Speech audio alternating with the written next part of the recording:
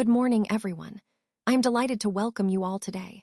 Today, we will be exploring a very important topic, globalization and Indian economy. The focus will be on understanding how globalization has influenced India's economic landscape, growth, and development. Over the course of this presentation, we will look at key concepts, trends, and impacts, giving you a comprehensive overview. So, let's get started and delve into this fascinating subject. Let's now explore how the liberalization of labor laws helps multinational corporations. When labor laws are relaxed, MNCs can operate more flexibly across different countries, enabling them to reduce costs and increase efficiency. This often leads to more investment in developing regions, creating jobs and boosting local economies. At the same time, it's important to understand the broader context of globalization. As we see, globalization involves the integration of markets, technology, and production worldwide. It connects countries more closely, facilitating the free flow of goods, services, and capital. The World Trade Organization, or WTO, plays a key role here by promoting free trade and setting rules to prevent unfair practices.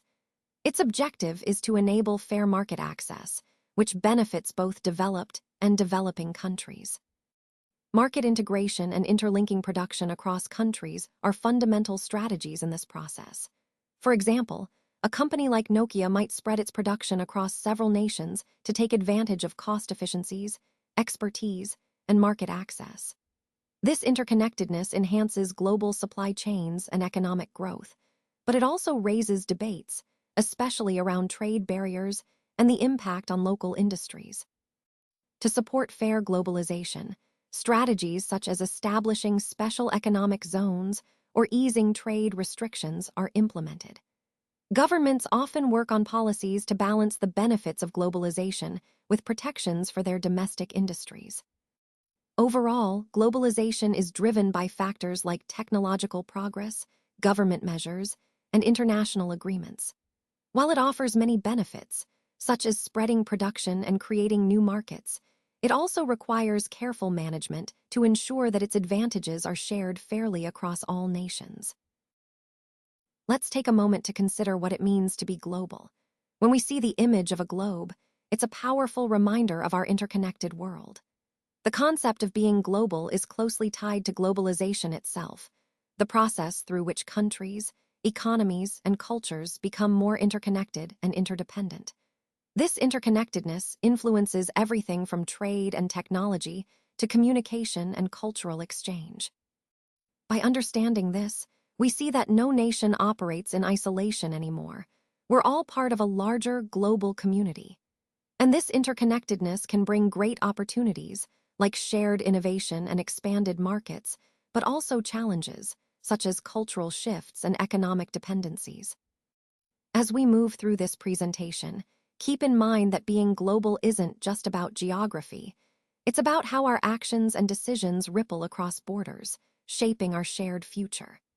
This concept is fundamental to understanding the broader themes of globalization and how we, as individuals and organizations, are part of this global fabric. Let's think about some other areas like education, employment, production, and culture. These are all important parts of our lives that reflect who we are and where we come from. Now, ask yourself, is the language we are speaking of Indian origin? Is the dress we are wearing our traditional attire? These are good questions to consider because they help us understand our cultural roots. And what about the food items displayed at the feast? Can you identify which ones are not found in India? Just think for a moment. This exercise shows us how interconnected our world has become, with different countries sharing and exchanging culture, food, and traditions. Remember, countries are interconnected in many ways. Our choices, our culture, even our daily lives are influenced by this global web.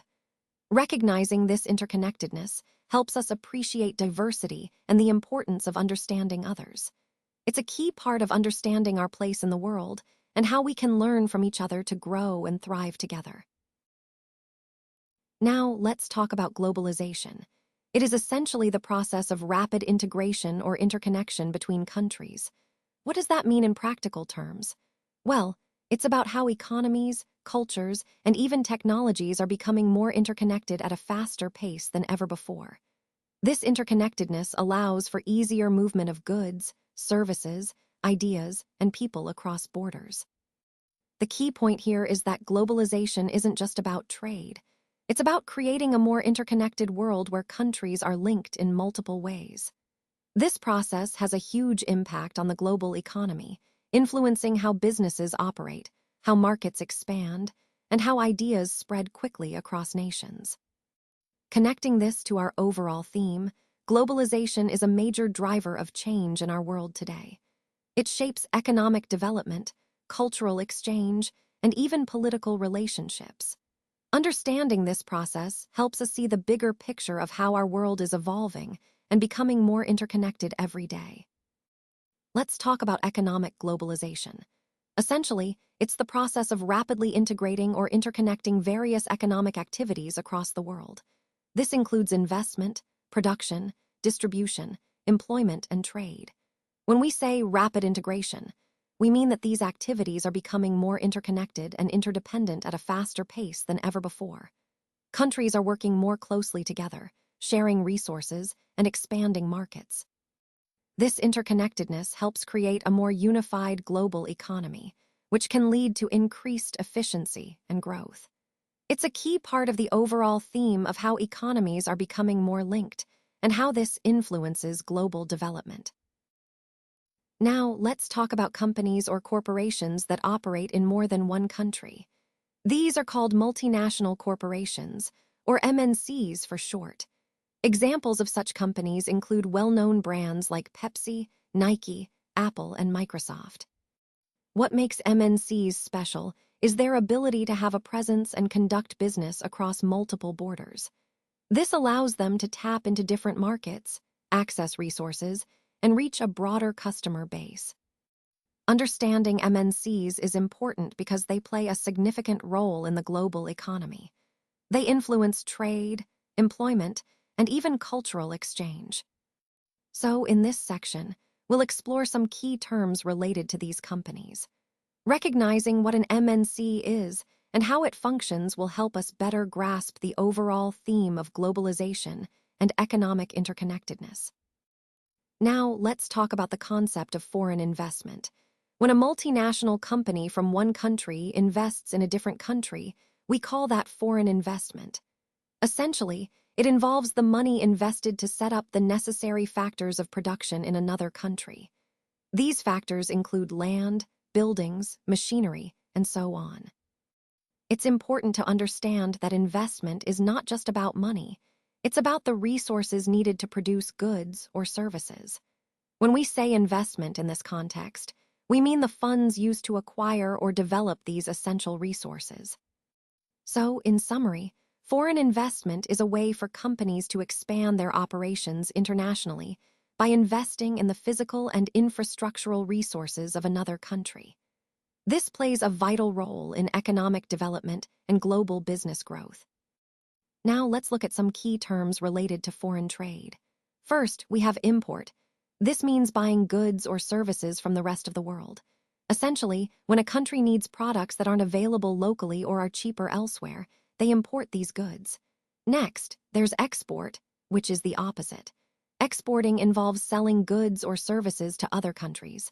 It's how countries share their products and boost their economies. Finally, the broader term here is foreign trade. This encompasses all the buying and selling activities between different countries. It's the backbone of international economic relations, helping countries specialize and benefit from each other's resources and expertise.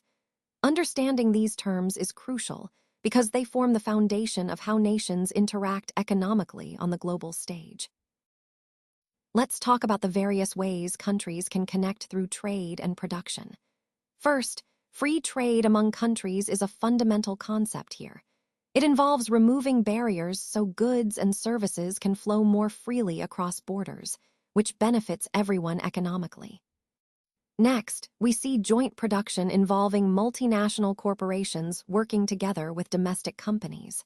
This kind of partnership helps leverage local expertise and resources, making production more efficient and tailored to each market.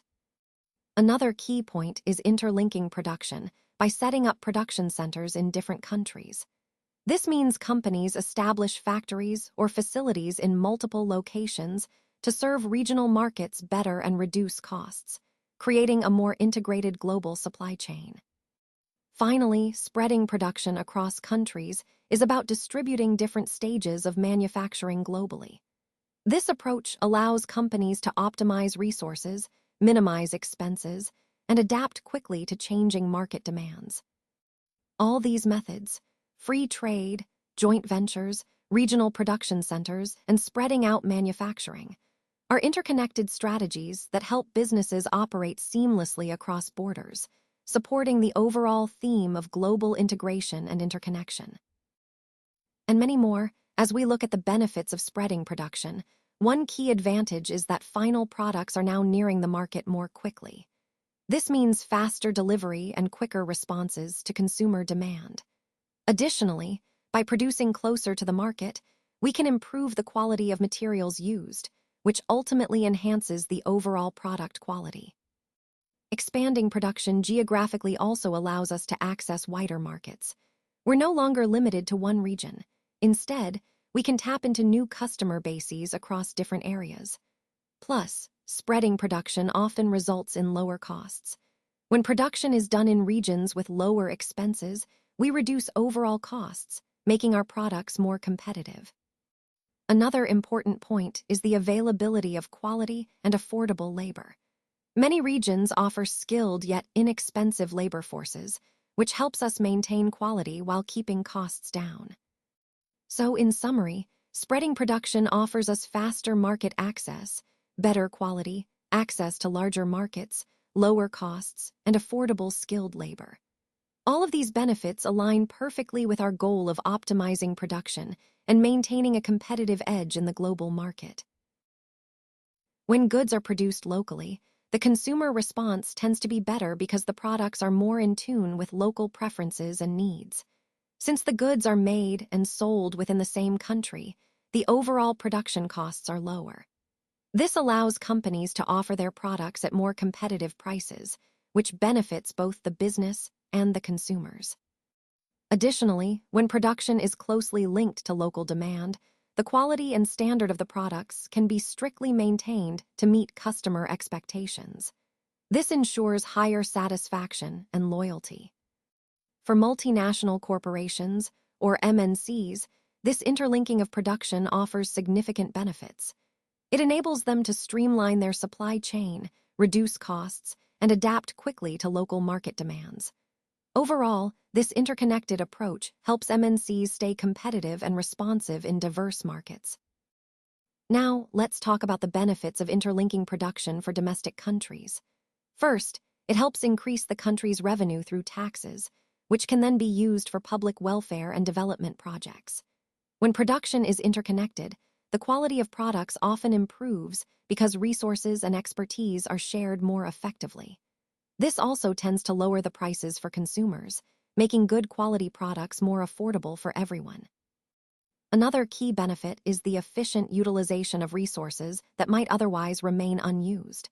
By connecting different sectors and industries, we can make better use of available resources, reducing waste. Additionally, interlinking production attracts foreign capital, which is crucial for strengthening foreign exchange reserves.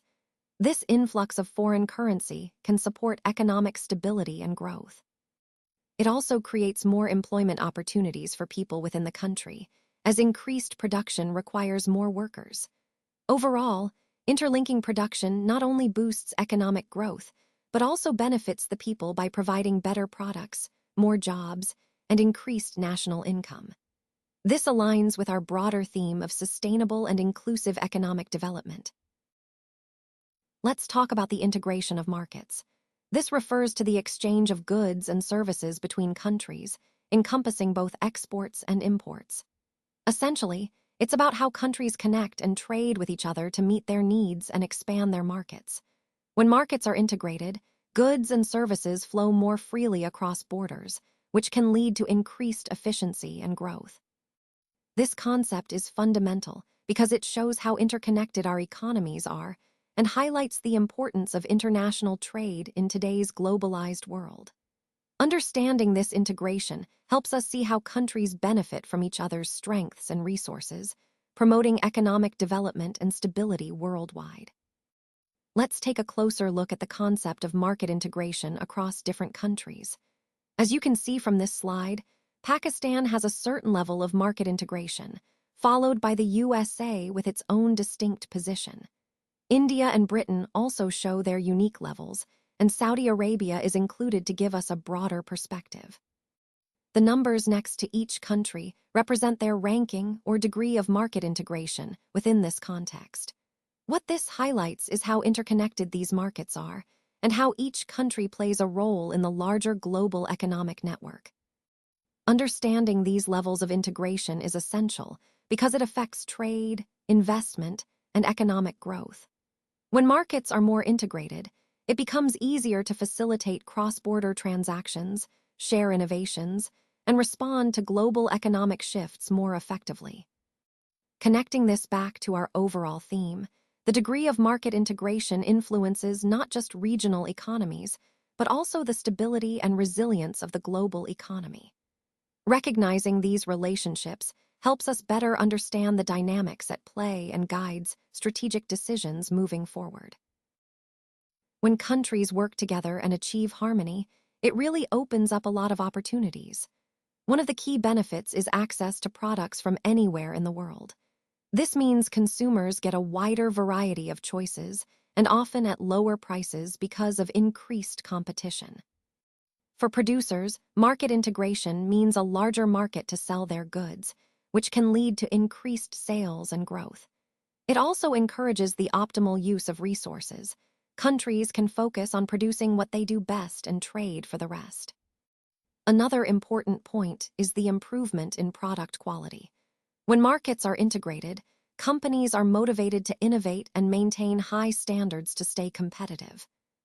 Overall, market integration benefits everyone, consumers, producers, and the economy as a whole, by creating a more efficient, competitive, and dynamic global marketplace.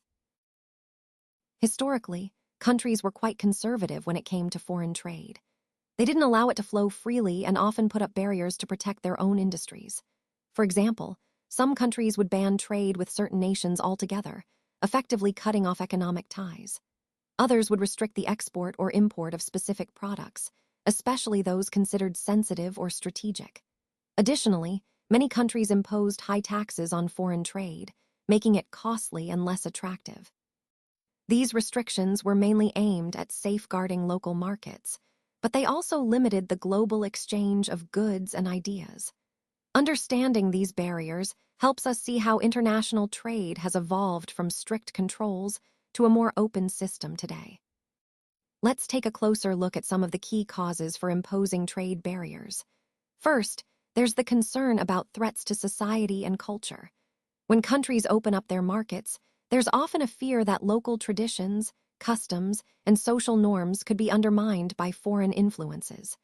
This can lead to a loss of cultural identity, which many nations want to protect. Next, we have the fear of economic colonialism by stronger countries.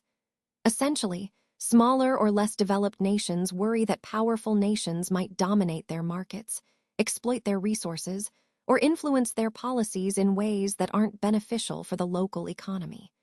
This fear prompts them to impose trade barriers to safeguard their economic sovereignty. Another point is the need to protect local small and tiny industries. These small businesses often struggle to compete with larger, more established international corporations.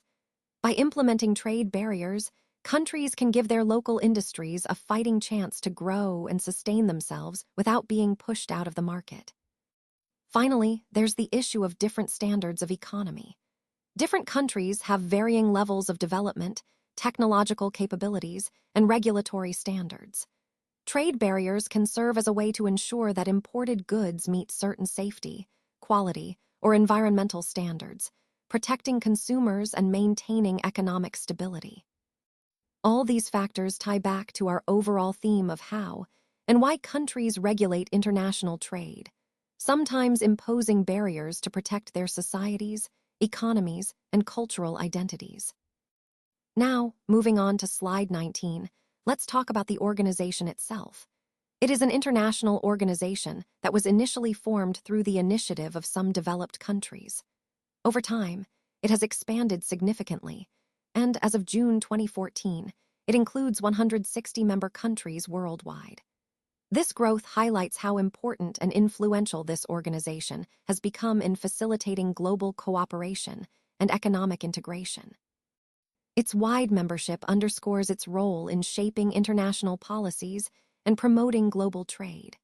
Understanding this organization helps us grasp the bigger picture of how countries work together to foster economic development and stability across the globe. To promote international trade and assist the producers, exporters, and importers of different countries, the WTO plays a crucial role. Its main goal is to create a fair and level playing field, making it easier for countries to trade with one another. By reducing trade barriers like tariffs and quotas, the WTO helps businesses expand their markets and access new opportunities. This, in turn, encourages economic growth and development worldwide. Essentially, the WTO acts as a facilitator, ensuring that trade flows smoothly and predictably across borders. This aligns with the broader theme of fostering global cooperation and economic stability through fair trade practices. So, what does the WTO really want? Well, the main goal is to create a global trading environment where there are no restrictions on buying or selling goods and services. Essentially, they aim for a world where anyone can trade freely with anyone else, regardless of where they're located. This means removing barriers like tariffs, quotas, or other obstacles that might slow down or complicate international trade. The idea is to promote a more open and fair marketplace, which benefits everyone by encouraging competition, innovation, and economic growth. Connecting this to the overall theme, it's about fostering global cooperation and ensuring that trade can flow smoothly across borders, ultimately helping countries to prosper together. Developing countries, most of the time, oppose the idea of a free world economy and refuse to remove some barriers. This resistance often stems from concerns about losing control over their own markets and protecting their nascent industries. They worry that opening up too quickly could lead to a flood of foreign competition that they're not ready to handle. It's important to understand that their priorities may differ from those of more developed nations, especially when it comes to safeguarding their economic growth and social stability. This dynamic plays a significant role in how the global trade system, including the WTO, functions. It highlights the ongoing challenge of balancing free trade with the diverse needs and interests of developing countries, which is crucial to the overall theme of creating a fair and inclusive global economy. Now, let's consider why developing countries often oppose certain trade policies. One key point is that industries in these countries, especially those bearing heavy tax burdens, struggle to compete with the large producers in developed countries. These developed nations are often supported by subsidies, which give their industries a significant advantage. Because of this, industries in developing countries are at a disadvantage. They simply can't match the scale or the cost advantages of these big, subsidized producers. Not all industries in these countries are equally developed or capable of competing on the same level, which adds another layer of complexity. This imbalance is a major reason why developing countries often push back against certain trade rules or agreements. They see these policies as favoring the already powerful, making it even harder for their own industries to grow and thrive. So, it's about fairness and creating a level playing field, which is a central theme in the overall discussion on trade and development. Now, let's look at some of the key factors that really enabled globalization to take off. One major factor was the liberalization of foreign trade and investment. This means that countries started opening up their markets, reducing barriers like tariffs and quotas, making it easier for goods, services, and capital to flow across borders. This openness created more opportunities for businesses to expand internationally and for consumers to access a wider range of products. Another crucial factor was development in technology. Advances in communication, transportation, and information technology revolutionized how we connect and operate globally. For example, the internet allowed instant communication regardless of location, and improvements in shipping made it faster and cheaper to move goods around the world.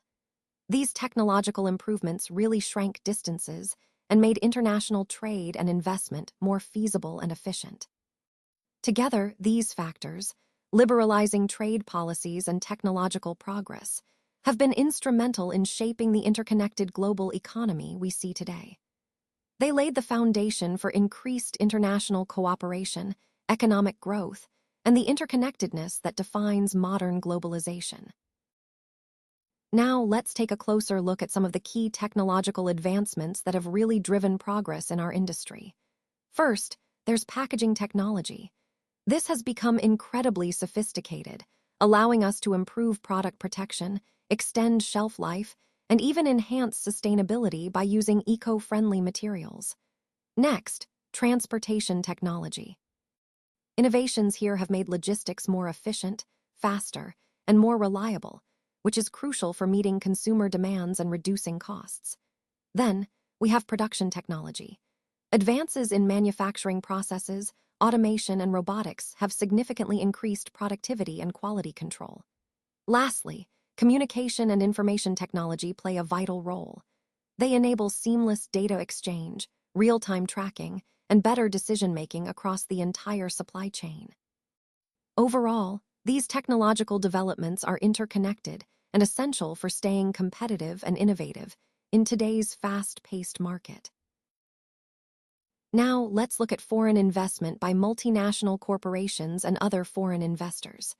This is a crucial aspect because it brings in capital, technology, and expertise from around the world, which can significantly boost our economic growth. When foreign companies invest here, they often set up operations, create jobs, and contribute to our development. Moving on to foreign trade, this is about the exchange of goods and services across borders. It allows us to access products that we might not produce locally and also helps our businesses expand into new markets. This brings us to the concept of liberalization. Essentially, liberalization means removing barriers that restrict international trade and investment. Countries do this to become more open, which encourages more foreign investment and trade activities. When we talk about removing barriers, we're referring to things like reducing tariffs, easing regulations, and making it simpler for foreign investors to operate within the country. The goal is to create a more inviting environment for international business, which ultimately benefits our economy by increasing competitiveness and fostering growth. So, in the big picture, liberalization is a key strategy that helps integrate our economy into the global market, attracting foreign investments and expanding trade opportunities. Let's explore some of the positive effects of globalization. One major benefit is access to better technology. This means that countries and businesses can adopt the latest innovations, making products and services more efficient and of higher quality. Another key point is employment outside India. Globalization opens up job opportunities in different countries, helping workers earn better livelihoods and gain international experience. It also helps in capital formation, which is essentially the accumulation of funds necessary for investment. This boosts economic growth and development across nations. Furthermore, globalization creates a worldwide market for Indian producers. This gives Indian businesses the chance to reach international customers and expand their operations. It also offers consumers a wider choice of products. With access to global markets, people can buy a variety of goods from different parts of the world, often at more competitive prices. And speaking of prices, globalization often leads to better quality products for consumers at lower prices, because increased competition encourages companies to improve quality while reducing costs. Overall, these positive effects show how globalization can contribute to economic growth, improved standards of living, and greater opportunities for both producers and consumers. So, one of the significant negative effects of globalization is that it can disrupt the social and cultural life of the people. When foreign companies and cultures come in, They often influence local traditions, lifestyles, and values, sometimes leading to a loss of cultural identity. Another critical issue is the exploitation of employees. Unfortunately, in many cases, workers are not given fair wages or safe working conditions, especially in developing countries where labor laws might be weaker.